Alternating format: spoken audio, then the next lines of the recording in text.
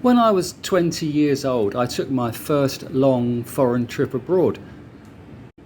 Well, it was only 3 months to the States, but at that age, 3 months felt like a year. Whilst hitchhiking across the States, I got myself into a tricky situation with a trucker that could have turned nasty, but fortunately I escaped unscathed. I don't know if that subconsciously deterred me from travelling alone, but my lengthy trips away for the next 25 years were always with friends or a girlfriend. I took my next long trip at 26 after finishing university. Headed to India with my pretty friend Tufty, who lived down the road, who after a few nights travelling together became my girlfriend. We spent 6 months in India, then travelled on for a further 3 months to Nepal, Thailand, Burma, Malaysia and Singapore. Asia was now in my blood, and I took further Asian trips with another girlfriend in my early 30s to Sri Lanka, Indonesia, Hong Kong and China. It felt good travelling with her, but my girlfriend took a flight home a week earlier than me. And as I cycled along an empty street in Shanghai one evening, a young Chinese female jumped on the back of my bike, and I gave her a ride until she jumped off further along the road. I can still recall that feeling of exhilaration, of feeling free as I cycled along the street, like Julie Andrews twirling across mountainous fields singing "The Hills Are Alive" with the sound of music. Solo travel makes you more open to meeting strangers.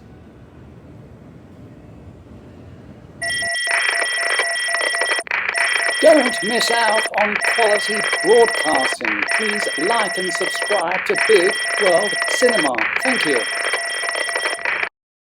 On a second trip to China this century, I was photographing the ancient city of Lijiang and came across a couple of young Chinese beauties who I took photos of. Later that evening, I bumped into them in the street and they invited me to drink with them. They were 21 and gorgeous and didn't care that I was in my late 40s. That experience would never have happened if I'd been travelling with a girlfriend. Maybe we'd have approached the girls if I was travelling with another guy, but as an individual travelling alone, you're more likely to be approached by other people. I'd resigned from my job in a library in London and was on another lengthy trip to Asia, which had started in Japan. Being alone in Tokyo over winter was a strange experience. Not many people spoke English and I felt quite lonely at times. So I'd go to bars and clubs in order to connect with people. If you're travelling with other people, you're more likely to stay in your bubble and be less inclined to strike up conversations with strangers. I always thought that I could do without people, that I'm content in my own little world. But as humans, we do actually need people to help feed our souls. But travelling alone forces you out of your comfort zone. I'd walk for hours exploring the streets of Tokyo, absorbing the perverse Japanese culture. Just before leaving Tokyo, I met an attractive Japanese woman who I arranged to meet in Okinawa and Hong Kong over the next couple of months as I continued my journey through Asia. Travelling alone can be lonely, so it felt good having someone to email each day and stay connected. But travel is meant to be freeing, and when we met up again in Thailand, I didn't want to be tied to one particular person, so ended that relationship. 6 months later, I met an attractive Thai woman in Hua Hin who invited me to stay at her house. She had 3 kids. The 2 younger ones who lived with her were adorable. But she couldn't understand my wanting my me time to go off for a couple of hours each day to be alone and write my journal. I hated the fact that I needed to consult her when I wanted to be alone. As a solo traveller, you want to be independent and shouldn't let other people suppress or restrain your actions or mood.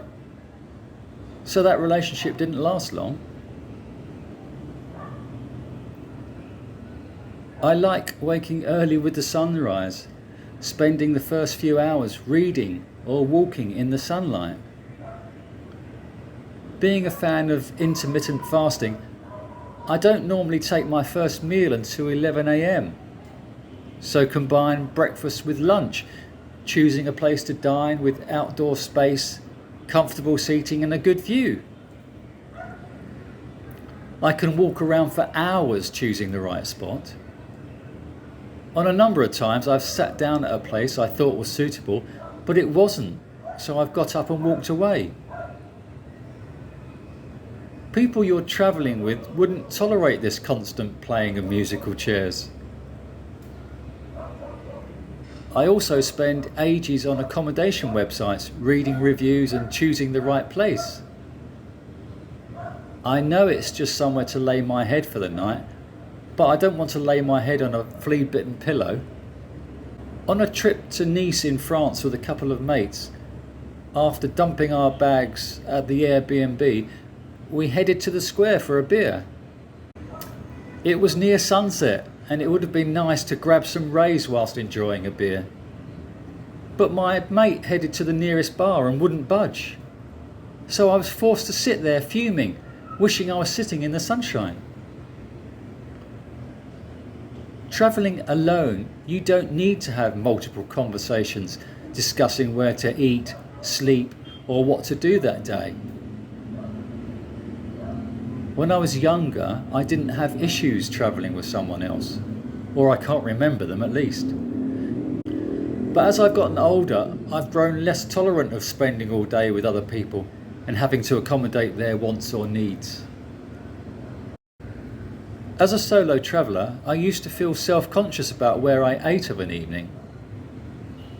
It didn't really matter to me dining alone earlier in the day, but for the evening meal I'd feel a bit sad dining alone. I'd choose places where I was less conspicuous, but I don't care anymore. In fact, dining with the same people every night can become tedious. I'd rather take a book so I don't stress myself thinking of what to talk about. However, most people nowadays don't care about the fact that they're not talking to each other in public places and are more interested in staring at their phones anyway.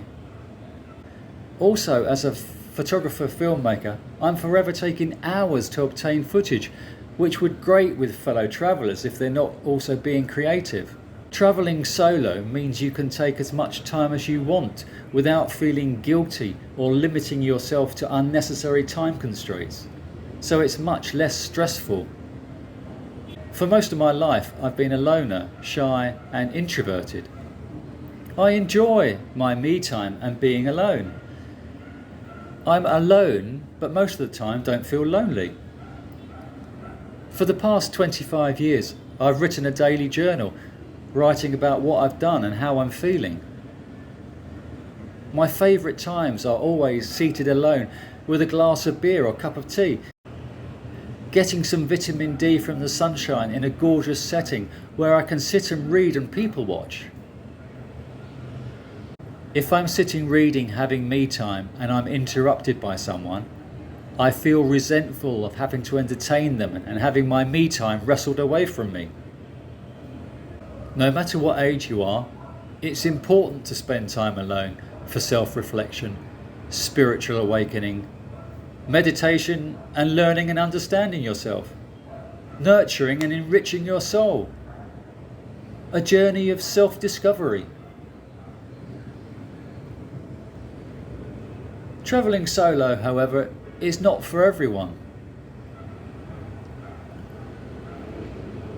In some places I've been to, you're regarded as weird.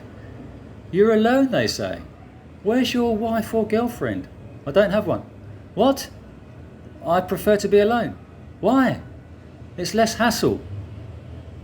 They regard you with suspicion as if something's wrong with you. It can get lonely at times. You can be vulnerable and find yourself in unsafe situations. It's also more expensive, as travelling with someone you're able to share accommodation costs. If you're having a difficult day, miss a transport connection, can't book something on the internet, it's great that you've got someone with you to share the negatives with. But to my mind, the positives far outweigh the negatives. It's up to you how much time you want to spend with other people. And thanks to social media and dating sites, you're never alone for long. You can always hook up with a local or foreigner to converse or spend time with. The whole point of travelling, I feel, is to be spontaneous and go with the flow. Recently, when a pretty Filipina I'd just met that morning said, "Come to the beach with me," how could I refuse? I couldn't have done that if I'd been with someone. Solo travellers are more open to the outside world than being stuck in a bubble with the person you're bored travelling with for the past year. And if you're concerned that you'd rather share special travel moments with that special someone, just post an image on Instagram and you'll receive a number of likes, rather just the one from the person you're with.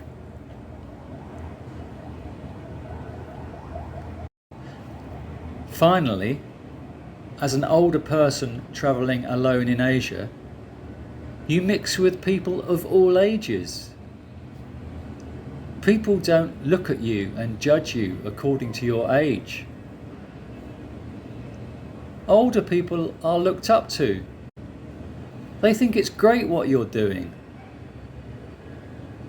Mixing with younger people is good for you. Makes you feel younger for your age, which at the same time is great for your mental health and helps you live longer.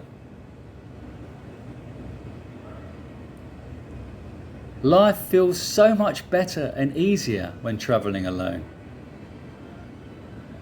I can't imagine travelling with another person ever again. But don't tell my future wife that.